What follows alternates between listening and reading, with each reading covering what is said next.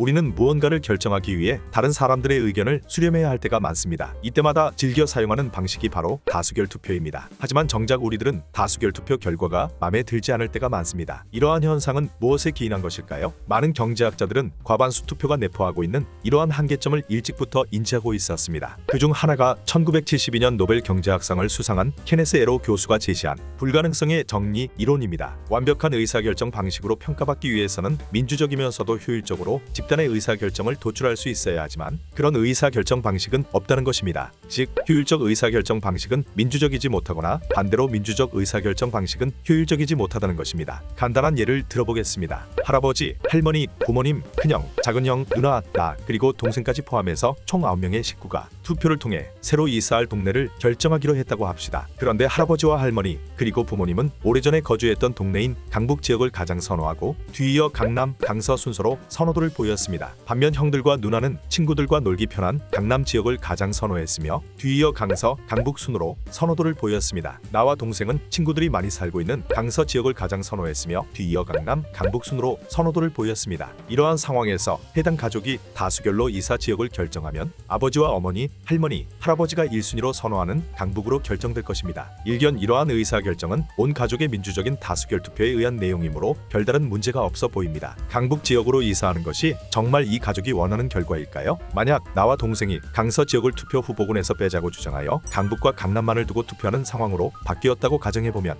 이 경우 아버지와 어머니, 할머니, 할아버지는 기존대로 강북에 투표할 것이며 누나와 두 형은 강남에 투표할 것입니다. 하지만 나와 동생은 강서 지역이 없어졌기 때문에 이 순위에 해당하는 강남에 투표하여 결국 투표 결과는 강북 4명, 강남 5명으로 뒤바뀌게 됩니다. 이번에는 누나와 두 형이 동생들을 위해 자신들이 선호하는 강남 지역을 배제하고 투표를 했다고 가정해봅시다. 이 경우 누나와 형들은 자신들이 이 순위로 선호하는 강서 지역에 투표할 것이고 그렇게 되면 강서 5명, 강북 4명으로 투표 결과가 다시 뒤바뀝니다. 이는 이들 가족 대부분이 실제로는 강북보다 강남이나 강서 지역을 더욱 선호하고 있다는 사실을 확인시켜주고 있습니다. 이와 함께 우리가 기억해야 할 것은 그럼에도 불구하고 처음 세 지역을 대상으로 한 투표 결과 이러한 개인의 선호와는 상반된 강북으로 결정되었다는 사실입니다. 민주적인 방식의 가족 투표 결과가 가족들의 선호도를 제대로 반영하지 못한 것이죠. 이러한 사실로 우리는 왜 민주적인 방식으로 선출된 우리 동네 대표가 마음에 안 드는지, 왜 민주적인 가족 투표 방식으로 선택한 이사 지역이 마음에 안 드는지를 쉽게 확인할 수 있었습니다. 이처럼 케네스 에로 교수의 불가능성의 정리는 단순 다수결 투표제뿐만 아니라 우리가 활용하고 있는 다양한 의사결정 방식이 우리가 생각하는 것만큼 완벽하고 이상적인 방식은 아니라는 사실을 확인시켜줍니다.